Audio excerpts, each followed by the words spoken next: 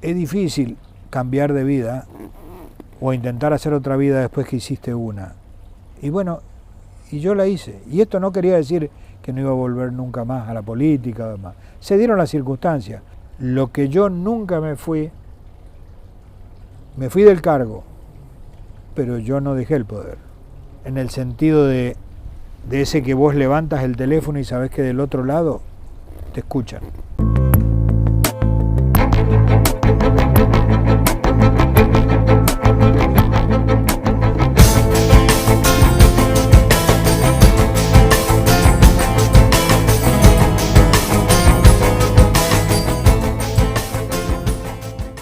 Escobar es un hombre inteligente, propietario de una cultura adquirida más por sus haceres que por los libros. Es un hábil comerciante. Fue capaz de hacerse y rehacerse como empresario. Tiene una fuerte vocación artística y le encantaría protagonizar al muchacho de la película. Aprendió los códigos del fútbol como presidente de un club, no como deportista. Sin ser político profesional, pudo liderar un gran movimiento. Sin experiencia en gestión de gobierno, pudo gobernar durante 2 periodos una provincia.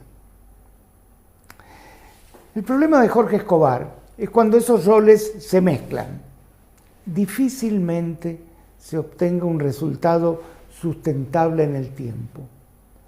Cuando uno lo entrevista, no alcanza a identificar con claridad cuál rol está jugando en ese momento.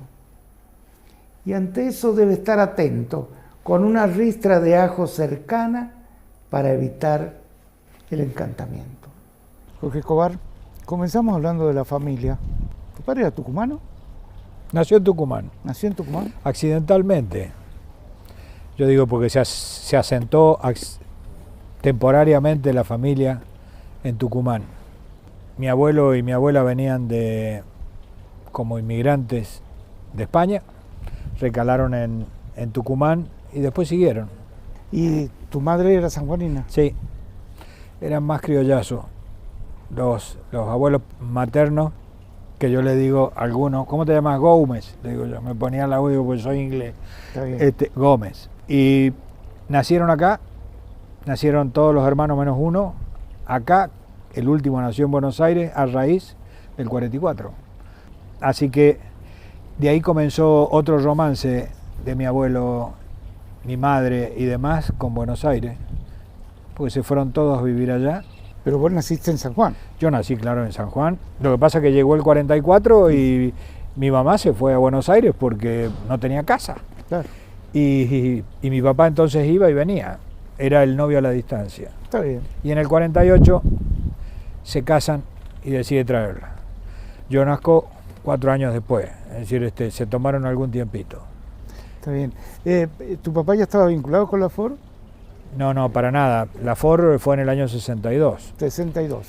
Él era repuestero, él tenía una casa de repuesto. Y mi abuelo era jefe de taller de la FOR.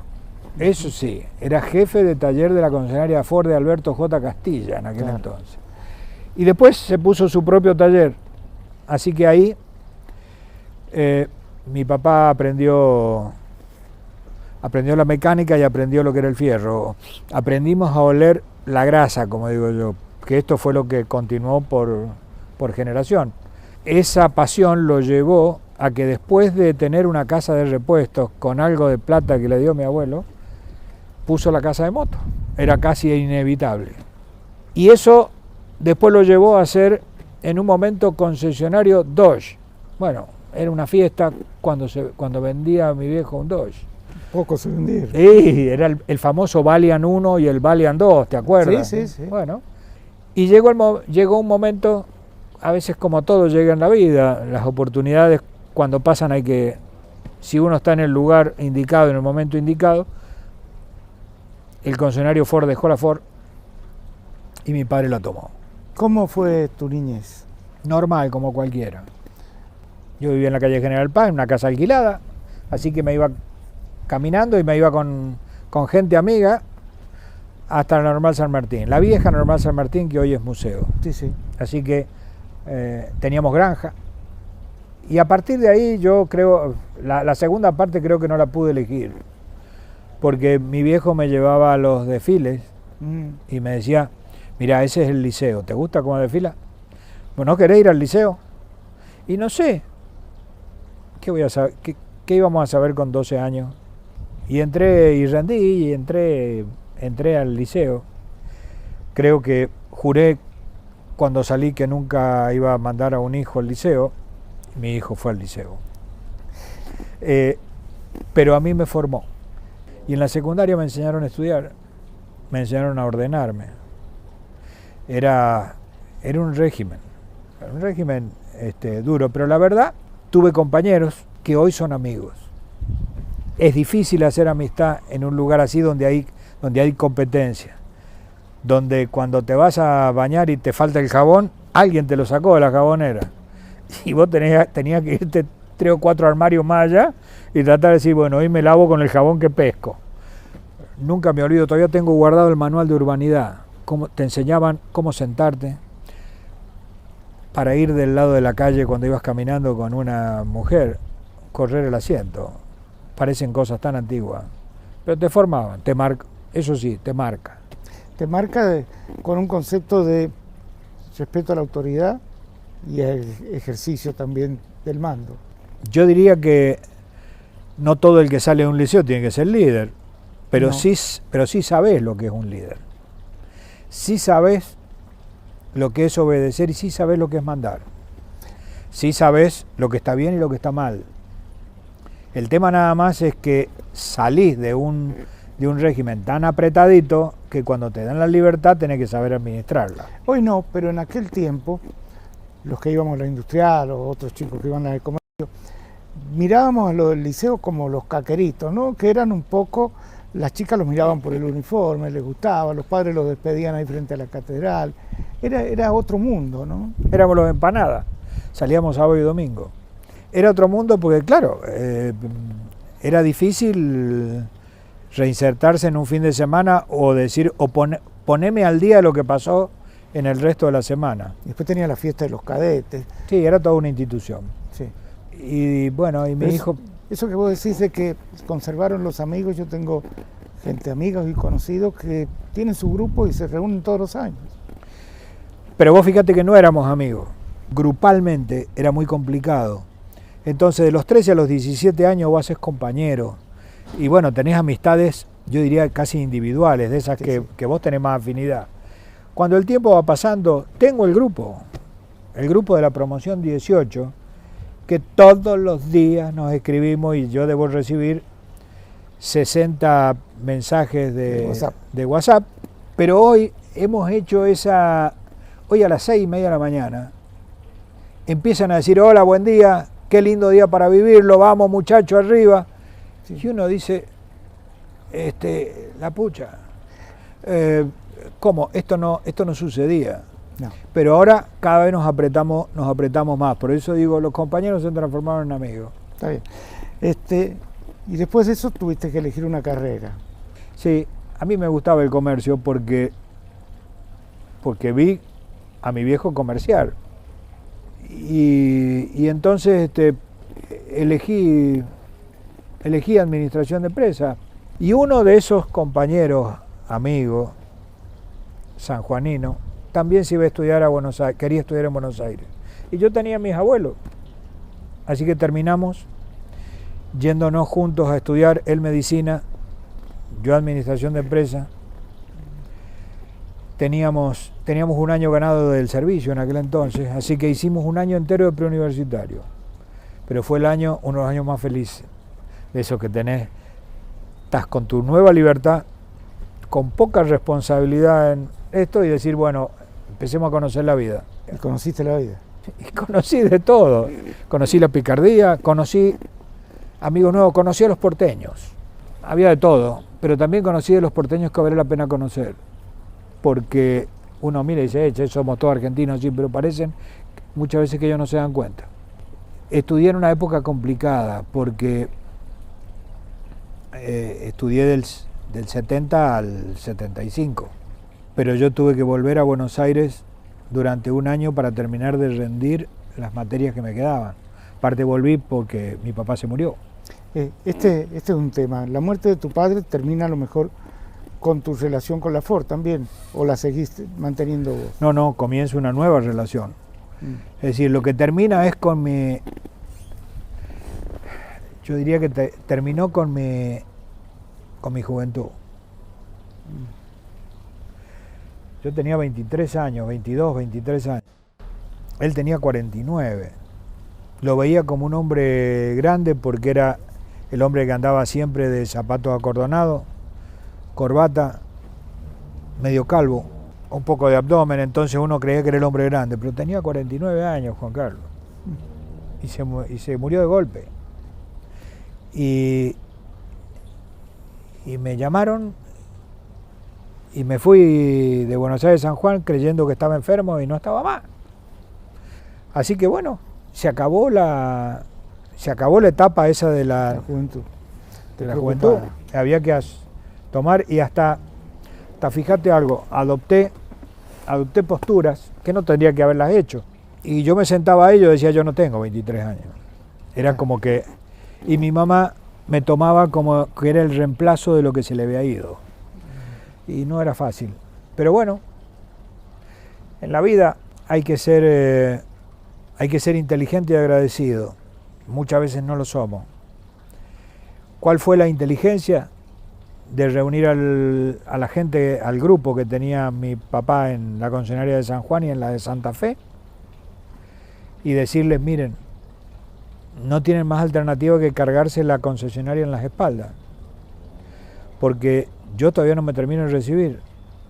Voy a aprovechar este año lo que pueda para poder terminar, pero yo quiero aprovechar este año para aprender. Así que me arremangué y me fui 3 meses a repuesto, 3 meses al taller, a servicio, 3 meses a la administración, 3 meses a venta. Y cuando terminé esa recorrida, el tour, me estaba recibiendo. Y cuando eso pasó, ya los reuní y les dije, bueno, yo les agradezco que ustedes hayan tomado responsabilidades ajenas, aunque iba su trabajo ahí, pero ahora ya está. Ahora compartámosla. Y así arrancó. Gracias a lo que es tener un buen equipo. Creo que esto es lo más importante en la vida. Sí. No ser inteligente uno, sino saber con quién se rodea. Antes de ir al corte, ¿en qué momento aparece tu relación con los Victorio y especialmente con la hija de Victorio? Creo que antes que naciéramos. Ya estaban. Porque eran compañeros, hicieron el servicio militar juntos. Mi suegro y mi padre. Cuando íbamos a las fiestitas aquellas que eran los asaltos, la fiestita de 15, bueno, ahí nos encontrábamos de alguna manera, con grupos, y entre ellos estábamos los que estábamos, y terminó como terminó. Pero terminó además con una sociedad, con Victorio y vos separado de la Ford. Cuando mi papá, el mes anterior a fallecer, compraron entre 5 socios el viejo automotor, el Automotores Casas, donde hoy... Pequé, claro. El de Pequé, ahí en la Libertad, donde hoy está el patio Oliver. Y Pequé era uno de los 5, entonces la sociedad fue esa. Nada más que después los otros socios le vendieron a Victorio y le vendieron a la familia Escobar su parte. ¿Por qué? Porque Victorio era concesionario Mercedes en aquel entonces, y nosotros éramos concesionarios Ford. Era casi la lógica de que una concesionaria lo manejaran gente con experiencia en concesionario. Y bueno, y después arranca la historia de Ford. Yo logré ser presidente de los concesionarios Ford de todo el país. Era la red de concesionarios más fuerte del país, eran 212 concesionarios. Y ahí aprendí la segunda lección. Aprendí de los que tenían más plata, más poder, y de los que sabían mucho más que yo. Y entonces yo dije, aquí el jabón es otro y la esponja soy yo. Yo aprovecho y que me enseñen. Me enseñaron, y me enseñaron mucho. Yo tenía apenas 35 años. Vamos a un corte. Después hablamos algo de tu introducción en el mundo de la política. Bueno. Elizabeth, este es un texto largo. ¿Quién Exactamente. es Jorge Escobar? Lo primero que llama la atención es que ha ocupado toda la hoja, es decir, que es una persona que ocupa todo el espacio que tiene la posibilidad de ocupar, es decir, que aprovecha todas las oportunidades de su vida, no deja ningún blanco, utilizando lo que es una letra cursiva. La letra cursiva habla de transparencia, de una persona que bien o mal se muestra. Dentro de esta cursiva utiliza lo que se llaman lapsos de cohesión, que es la distancia entre una letra y otra dentro de la misma palabra. Esa distancia es mayor, es decir, no va para adelante sin meditar qué va a hacer. Me llamó la atención, la firma casi no tuvo lugar para ponerla, pero... Él tiene algo opuesto a eso, que es que se muestra de forma espontánea, fluida, pero su verdadera esencia está desdibujada. ¿Qué significa esto? Que él mismo no termina de saber quién es él. Sí, sí. Sus letras P parecen unas F porque tienen zona superior. La letra P representa al padre, que nos habló de un padre muy presente en esto de inculcar ideas, pero que él siente que faltó un poco la parte emocional, la parte del abrazar, la parte del contener. Y eso es, esto que está acá es un arpón, ¿sí? El arpón de la letra P nos está hablando de una necesidad de aferrarse, es decir, aferrarse a esas ideas que este papá le dio. Entonces, de alguna manera también hay como un orgullo de ser hijo de este papá, una idealización. ¿Y qué es lo que es la letra C? Que tiene... es una letra rara. Sí. La letra C es la letra del egoísmo. ¿Sí? Y decimos que cuanto más cerrada está su boca, la persona está más cerrada al otro, es decir, sería más egoísta. Tiene ahí un límite que no es propio de la letra C. Entonces nos está hablando que esta apertura que debería hacerse hacia los otros está bloqueada, está cerrada, es decir, que hay un ámbito de su vida en el que él no se conecta con ese otro, no entrega. Bien. Muchas gracias. Entramos un poquito en la introducción en el mundo político. Creo que hubo un paso previo importante cuando aceptás la presidencia de San Martín. ¿Lo entendiste por una pasión futbolera o como una forma de entrar en el mundo político? No, ni pensaba, ni idea con lo de la política. Era casi como una obligación. Mi abuelo fue presidente de ese club, mi abuelo materno. Mi papá fue presidente de San Martín. Yo mamé San Martín desde que nací. Acompañé tantas veces a mi viejo a buscar algún jugador. Hasta uno fuimos a una comisaría, porque se había robado la cámara se había robado una camioneta, una rueda de una estanciera, y le dijo al comisario, déjelo jugar, cuando termine se lo traigo de vuelta. Estas historias, Sí, sí. estas viejas historias. Vinieron varios a decirme de lo de San Martín y yo primero que estaba ocupado, que tenía muchas cosas, la verdad. E increíblemente le dije que sí a uno que no había visto en mi vida, que era Pepe Villa. Y Pepe también había sido presidente. No fue nunca presidente, pero él apoyaba, UPCN de alguna manera respaldó a San Martín. Sí, sí. Y yo acepté ir a San Martín. Pero la política no existía. Ubiquémonos en el tiempo, porque para entender la introducción tuya en la política tenemos que ver que es la época donde llega Menem, llega Palito Ortega, llega Reutemann, aparecen figuras que no eran de la política, extrapartidarias. Irrumpimos juntos en esa época, con la diferencia que en San Juan, como las elecciones eran antes que en el resto del país, eran en agosto, en vez de ser en octubre, de esos paracaidistas en la política, como le llamaban algunos, yo fui el primero. Después vino en cascada a los otros y ahí nos mandaron junto con el Lole a hacer campaña yo fui a Salta, en aquel entonces Chart, el de la bodega, era candidato, no tuvo suerte, pero en fin, nos paseaban como, digamos, éramos el nuevo aire, la nueva generación esa que llegaba. Y además estaba muy arraigado el concepto del caudillo todavía. Estaba el caudillo sanjuanino, que fue Leopoldo Bravo, estaba el caudillo correntino, que era Romero Feri. Bueno, pero Menem era caudillo también en La Rioja, ¿no? Bueno, él llegó, sí. pero los caudillos que yo estoy hablando eran de partidos creados por ellos. Sí, por lo consiguiente, la historia era, ¿alguien podía dar vuelta a esa historia? Bueno, en San Juan se dio vuelta, después de muchos años. Algo que se hablaba en aquella época es que, recuerdo que había llegado Alfonsín al gobierno y fue una sorpresa, le ganó al peronismo. El peronismo dejó de ser imbatible. Y a partir de ahí nace casi una leyenda de que el peronismo solo no ganaba, que le faltaba un plus. Es así, tal cual. A mí me dijeron cuando vienen a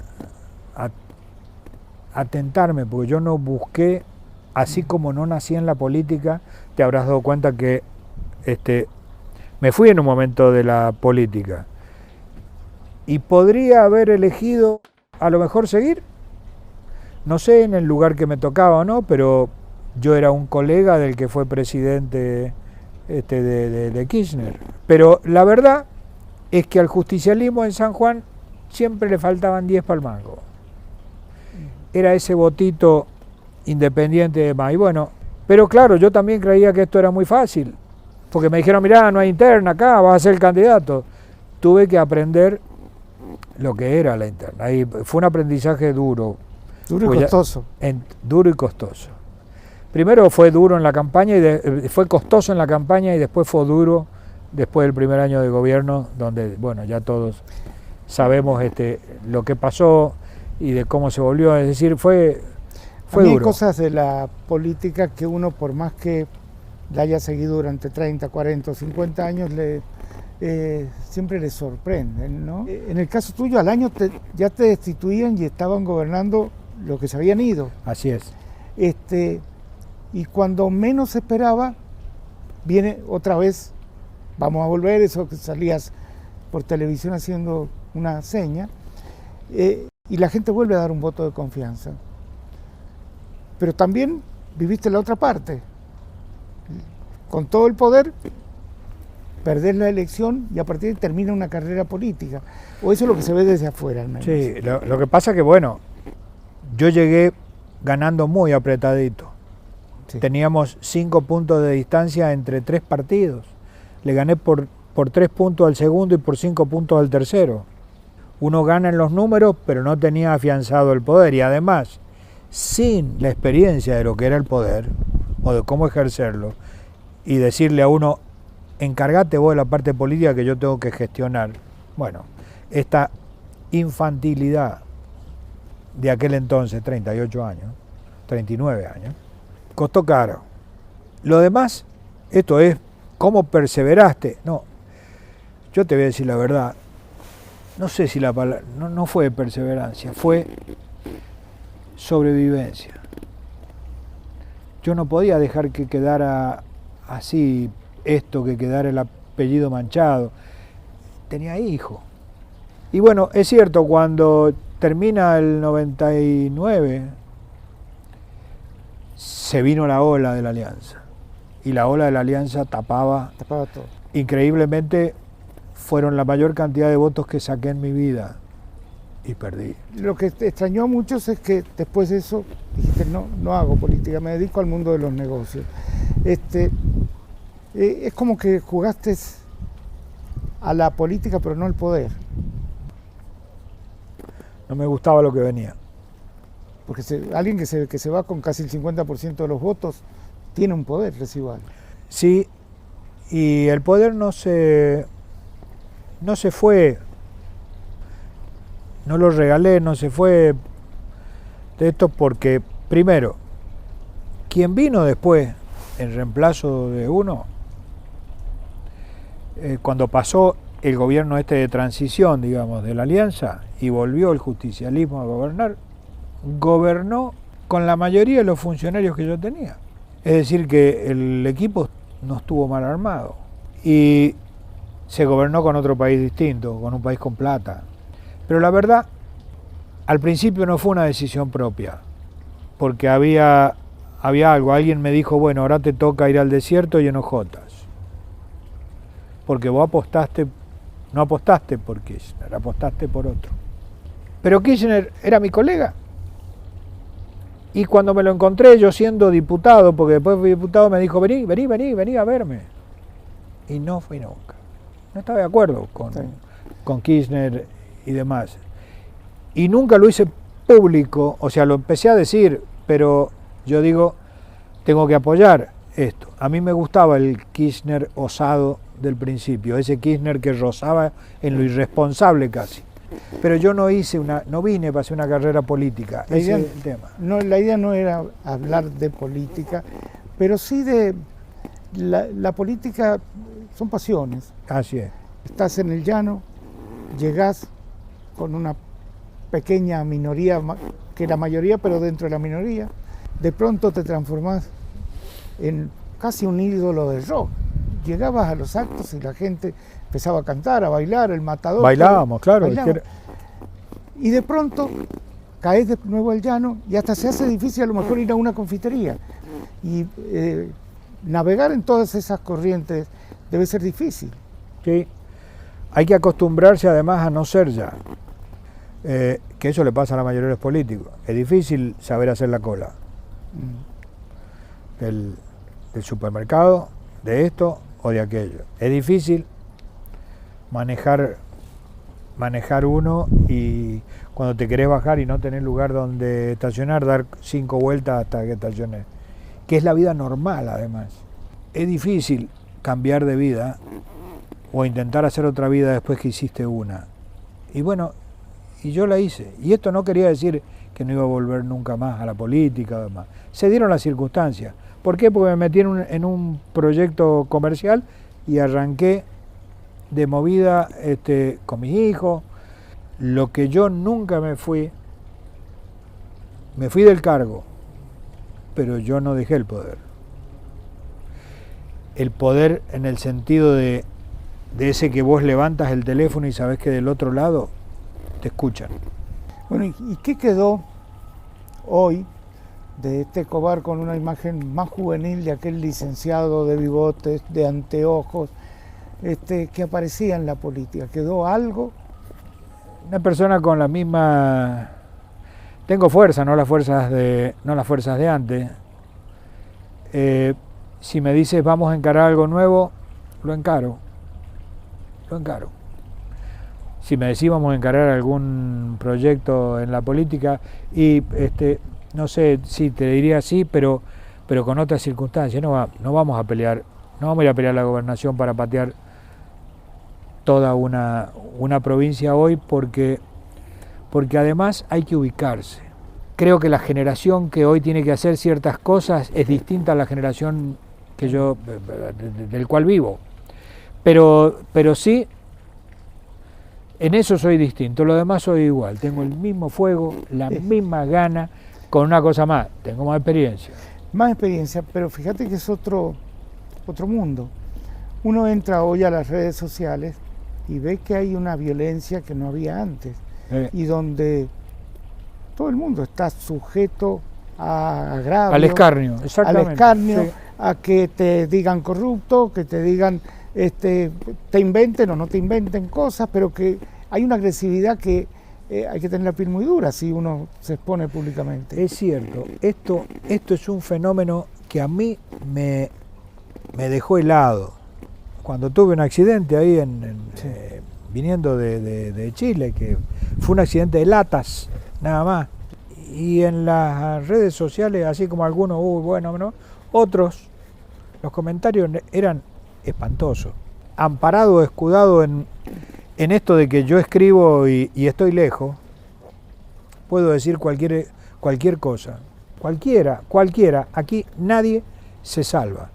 Porque si yo me pongo a leer todo y vivo permanentemente de la encuesta y lo tengo que hacer en forma personal, creo que cerraría la persiana y no abriría un kiosco en mi vida. Al final siempre reservamos para tratar de ver, hay 2 o 3 cosas que se lo preguntamos a todos. Una, esto es qué hiciste con tu vida, y generalmente la gente dice si la repetirías o no la repetirías. Yo siempre fui lo que quise, pero no siempre hice lo que quise. Me decían, y a mí tengo alma de payaso. Yo diría, soy un artista frustrado, esos que le gusta hacer reír a la gente o divertirse. Creo que todo eso que dije, en parte lo compensé con esto de poner el cine del lugar de entretenimiento, y uno ve que la gente va, se divierte. ¿Cuál sería tu película? Pero lo que pasa es que como a mí me gusta el cine, yo veo comedia, veo drama, veo acción, veo cualquier tipo de tráiler, suspenso, menos terror, dame todo. Entonces te podría decir que hay cosas que me marcaron. Me gustan las actrices y los actores de la época vieja, porque mi viejo me llevaba a ver las películas que él veía. ¿De qué me arrepiento o algo? Y bueno, la verdad que decir que uno no se arrepiente de nada sería estúpido. Cuando cumplí, no sé si 50 años, mis hijos me regalaron una serie de CD, regalaron a todos con temas. Y ellos siempre me decían, me ponían el clásico y remanido a mi manera, porque me decía que yo vivía a mi manera. Y yo creo que cada uno vive a su manera. El que hace se equivoca. Y probablemente yo corregiría muchas cosas de las que hice. ¿Pero te importa que te quieran? ¿Te importa que te tengan bronca? No diría que me importa que me quieran. Me importan que los que tienen que quererme me quieran. Sí me gusta el apretón de manos todavía. ¿Con qué canción nos despedimos? ¿Cuál es tu canción? Imagine. Imagine. John Lennon. John Lennon. Porque es hora que dejemos la frontera de lado, es hora que dejemos los rencores de lado, es hora que dejemos la violencia de lado. Además de ser fana de los Beatles, creo que la escribió tan justa. Eso quisiera yo para todo. Gracias, Jorge Escobar.